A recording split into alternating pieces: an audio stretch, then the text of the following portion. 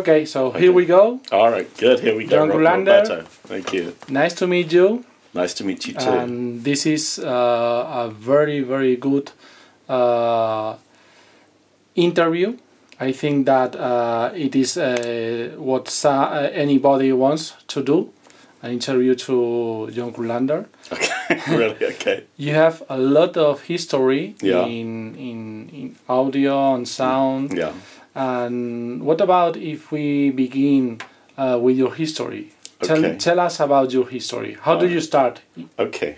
So I was living at home with my parents. I was going to school in St John's Wood, which is a very nice residential area. And our apartment was 1 block from EMI Studios. Mm-hmm. And my school was like 3 blocks. So every day when I was in high school, I would walk past the studios twice a day to go to school and to come back. And I was going to that school in like 1960s, 61, 62, 63. So when the Beatles started recording, I was walking past the studio twice every day. And I think in 1964, so I was 13, my class in school, we were invited to go to the studios to do some sound effects. They wanted some kids to go and make noise for a record they were making. And so I was 13, and we went to Studio 2, where the Beatles, I think they were doing Help. Mm-hmm. And all their instruments were set up at the far end of Studio 2. And they said, you go in, stand in front of the instrument, don't touch anything. So we did like a 2-hour session in the morning, because the Beatles didn't start till in the afternoon. And I think at that point I thought, oh, wow, this would be great. This would be really great. So 2 or 3 years later, I was 16. And at the time in England, you had the opportunity, you could leave school at 16, or you could stay for another 2 years and then go to university. But if you wanted to leave at 16, it was okay. So in the summer holidays, I wrote to a whole load of studios. Mm-hmm. And BBC. And in those days, there were like in London, a lot of studios. Maybe 40 or 50. I wrote to about 30. And my school teacher, the same teacher who took us to the studio there, he said, who did you write to? And I said, this, BBC, EMI, all the studios. So in the first week of September, they called me up for an interview. And I did the interview, and it was like very short, like 10 minutes, very simple, like stupid questions. And one of the questions was, do you know how to change a fuse?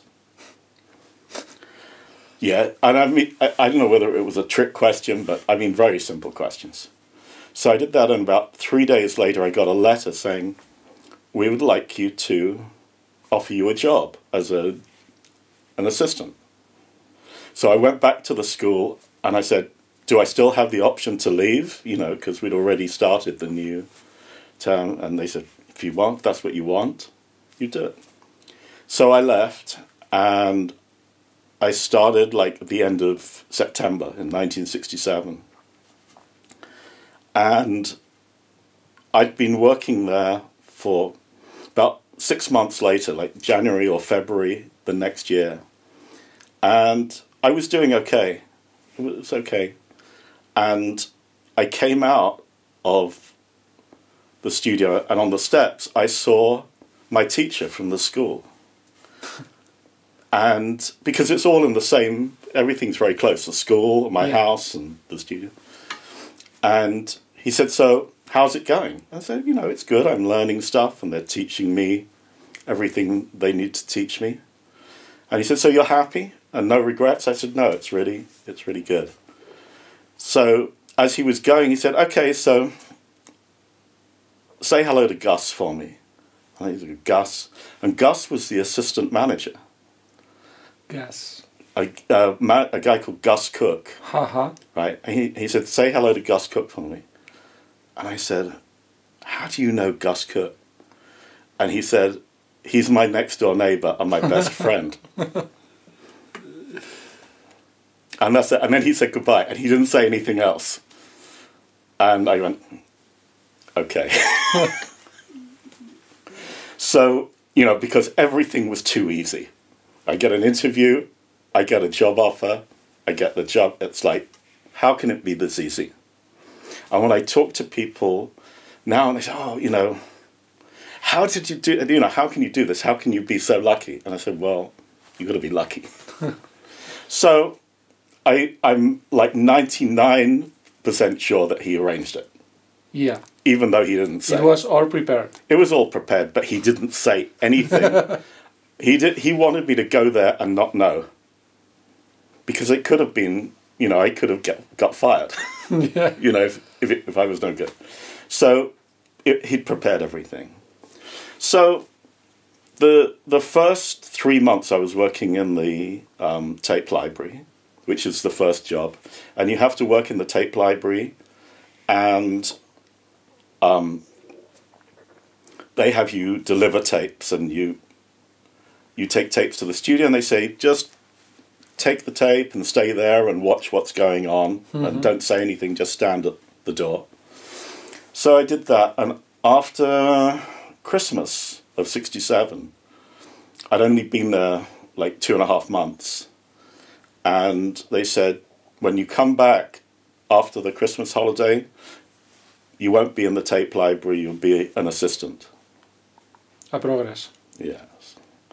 So I started assisting at the beginning of '68, and I would work as there's different names. Now it's second engineer, tape operator, even button pusher.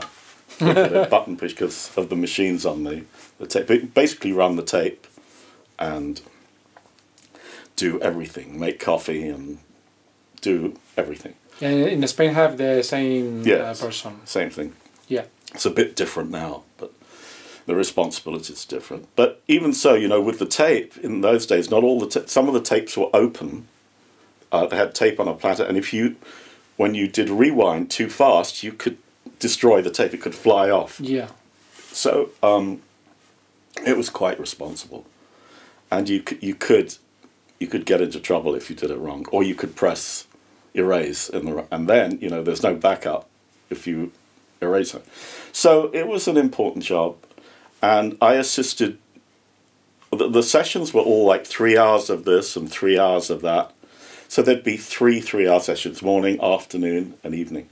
So you could potentially, if you worked in the evening, you could work on 3 different projects in the same day. And so I worked on different pop and classical. And there was, in those days, there was quite a divide. There were like pop engineers and classical engineers. And even on the desk, the Valve EMI desk, there was pop EQ and classical EQ. And it was like a box, a hardware box that had to change the box. Yeah. Yeah. The equalizers. The equalizers were different curves. So you had to lift it up and put in a new EQ section. So everything was very divided, but I got to work with everybody. And I think in the first few months, all the engineers, and in particular I was working with Jeff Emmerich. And we'll talk about Jeff a bit later because, you know, he just died. Yeah. So I have some very nice memories of Jeff. But I worked with Jeff and all the other guys. And then at that time in '68, the Beatles were doing the White Album. And, you know, there was slightly that Jeff wasn't really working on the White Album. And you couldn't go and just walk into everything was slightly different.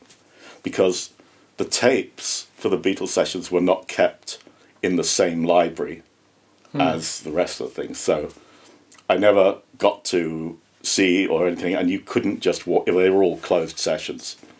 So I got to see all the other sessions except the Beatles. So then in I think the next year, 1969, I was doing a session in February or March, and one of the technical engineers came to me one night after a late night session, and he said, "I've been asked by Jeff Emmerich and George Martin to ask you if you want to assist on the next Beatles album." Okay. Okay, it's and possible. I'm only at that point like a year and a half Yeah. into the job, and say, okay. And there were other people. I mean, when you read the diaries of like who worked with them, there were other people as well, but they wanted me to be like the main assistant. So you don't say no. But it was very different. It was very different from the other sessions, because the other sessions, like I said, were like 3 hours and 3 hours, and maybe in the evening, and this would start at like 1 or 2 o'clock in the afternoon and go till 3 or 4 in the morning. Yeah. So you either did that or you didn't do it. It was like a different kind of thing.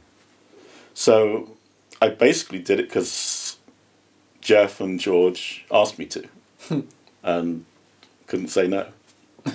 So that was quite an experience, and good and bad. It was very difficult work, and there was it was not like any other session. It was the beginning of the end for their last album. Yeah. So there were some really good times and great music, and other times when sometimes if there was a little bit of tension, you just wanted to kind of be very small and leave the room.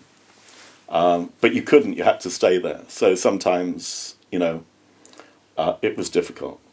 But it was great. I mean, when things were difficult, Jeff Emmerich and I would kind of sit together and just try to create a little space. So I don't know if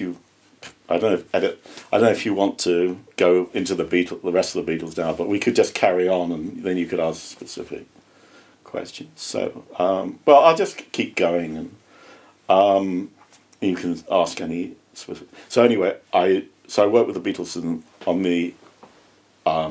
their last album, which was going to be called Everest. And there are stories about Jeff Emmerich used to smoke all the time, like chain smoking. And he smoked Everest cigarettes. The brand was called Everest. And then there were other stories that maybe they wanted to call it Everest because of the highest peak mountain in the world. But they had a plan to go in the summer to leave the recording for a few days and go to Mount Everest to take a photograph.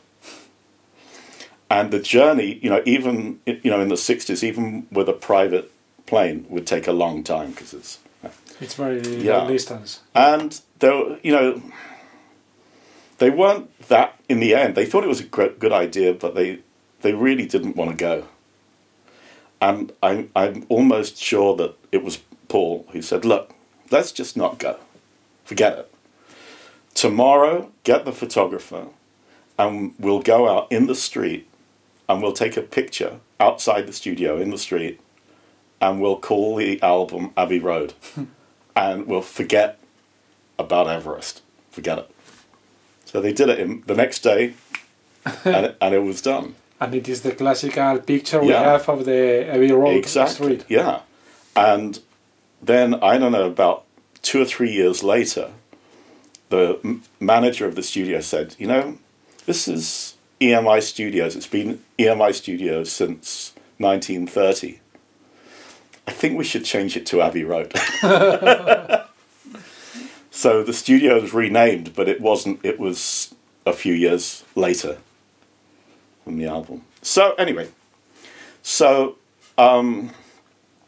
we finished the Abbey Road album, and then I assisted on some more. I assisted with the solo albums that they did. The first McCartney solo album. I assisted with some John Lennon, Yoko Ono, and some George Harrison, and even Ringo. All four of them I worked assisting on their solo albums in the next year.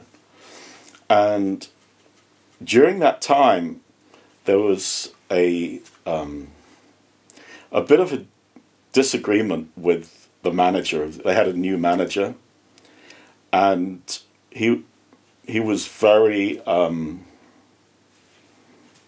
dictatorial. He said, "You must do this, you must do that," and a lot of people didn't like what he was doing.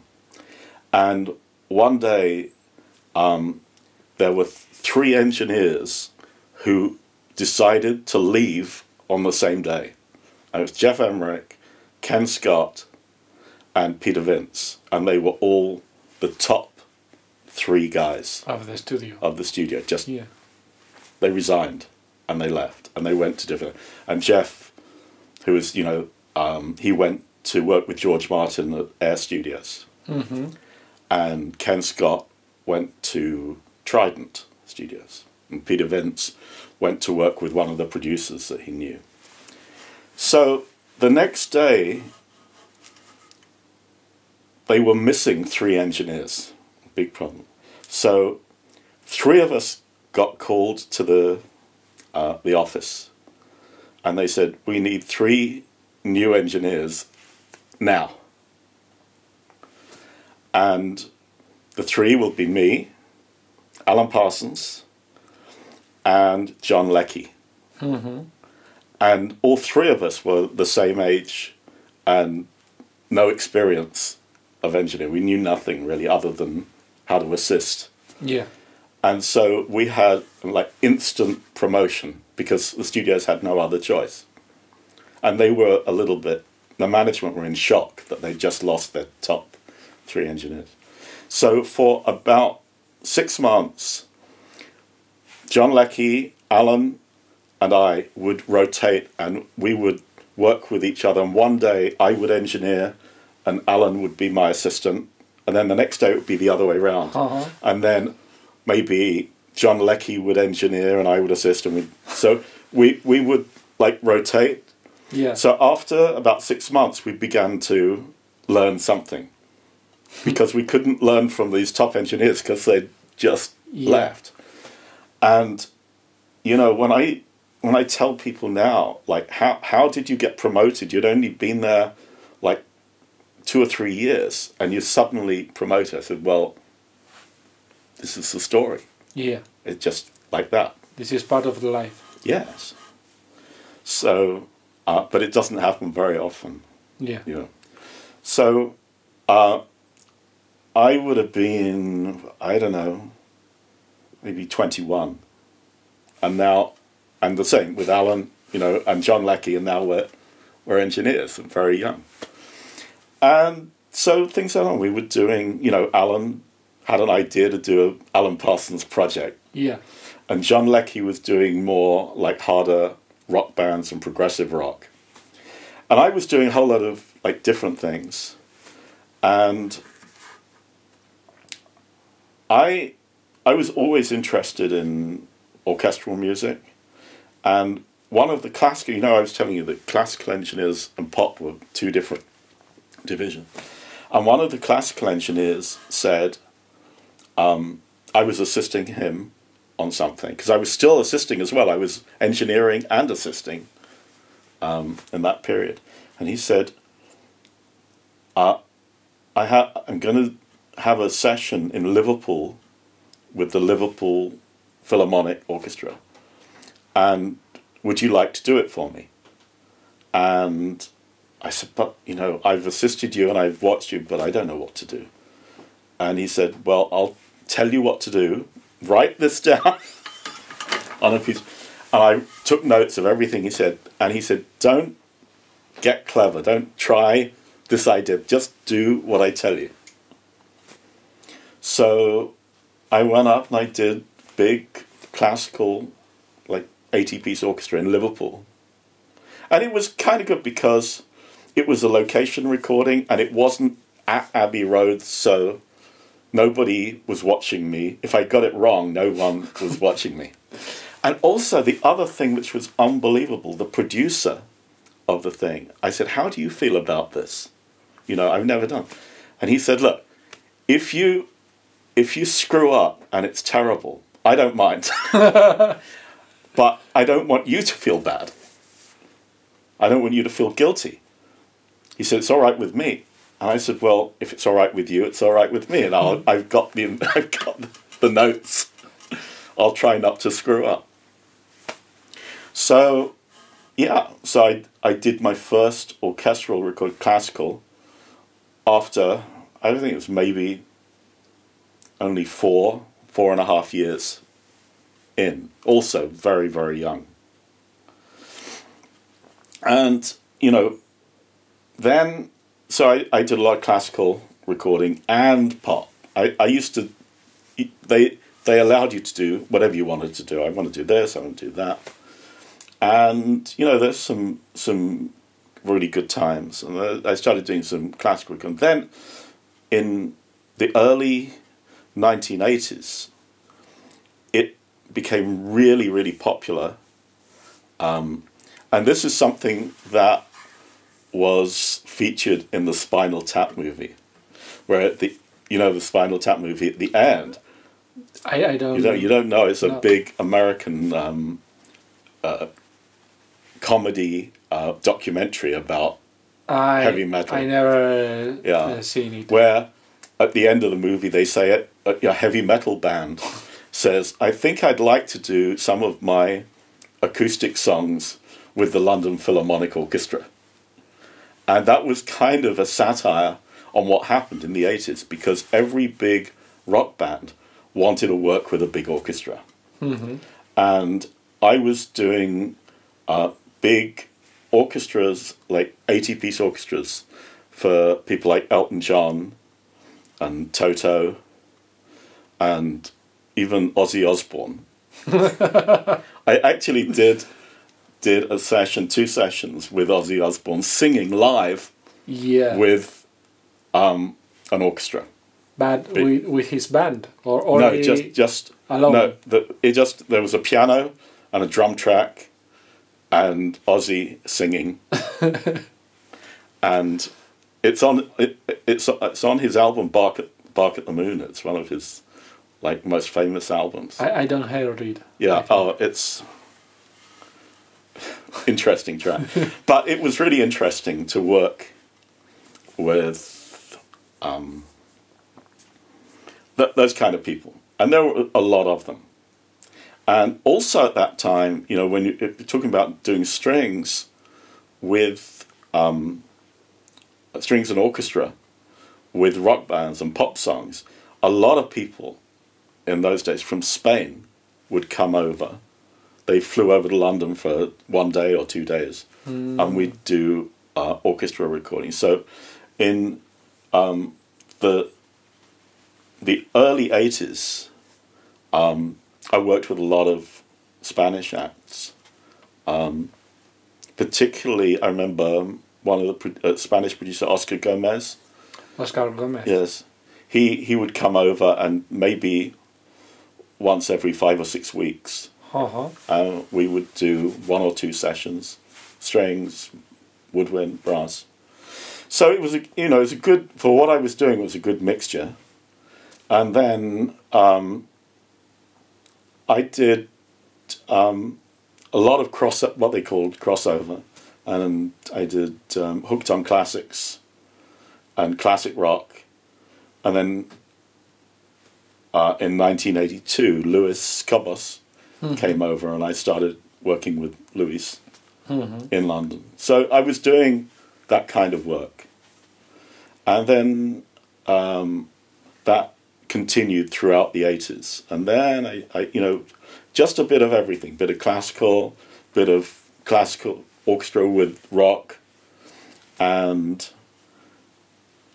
then in the early 90s, I don't know, 92 or 93, by that time they'd made me senior chief engineer, and I started doing some movies. You was the chief engineer of Abbey Road. Yeah, in 1985 until I left. And it was just like an honorary position. I didn't have to do anything different, but it was just, you know, like this guy's senior guy. So I did that, and then I started doing film music, and I was coming up to almost 30 years at Abbey Road. And although I used to work in other studios as well, they would release me to do this project and release me to go here. And I was working in America and in other studios. In other studios in the States and in Europe, and also here in Madrid. I came over a few times. But I'd basically been at Abbey Road for nearly 30 years, and I thought, I want to do something more different. It's the same job for 30 years. So I thought about it very, very seriously, and I decided, I told them I wanted to leave, and I actually gave 1 year's notice before I said I will be doing this in 1 year. So, you know, could make plans. And then I moved to Los Angeles, and it was complete, no more records. It was all films. But pretty soon after I moved to Los Angeles, I realized that a lot of the films were still being done in London. And even though I was there, they said, well, would you like to go back to London and do this? So I was going backwards and forwards. And really it became a life, which it still is, of working in LA and London and going backwards and forwards as needed. And then, when was it? In 2001, I did probably what the most well-known film that I did, which was The Lord of the Rings, 3 Lord of the Rings films. And that was, although we started in New Zealand, most of it was done in London. And mixed in London. In London, yeah. oh, okay. Yeah. And so I really felt, why did I move to LA? But anyway, so that went. We did about 3 months recording each year, like from August to October, each year for 3 years, and then more work for they had special DVDs with extra footage in it. So that, and then more films and more films and more aeroplane flights backwards and forwards. Then I added, I got an opportunity through a connection actually with Lord of the Rings to do some video games. And so now my life, I do not too many records, I do 1 or 2, but it's mostly music for film and TV and for video games. And that's kind of where we are at the moment.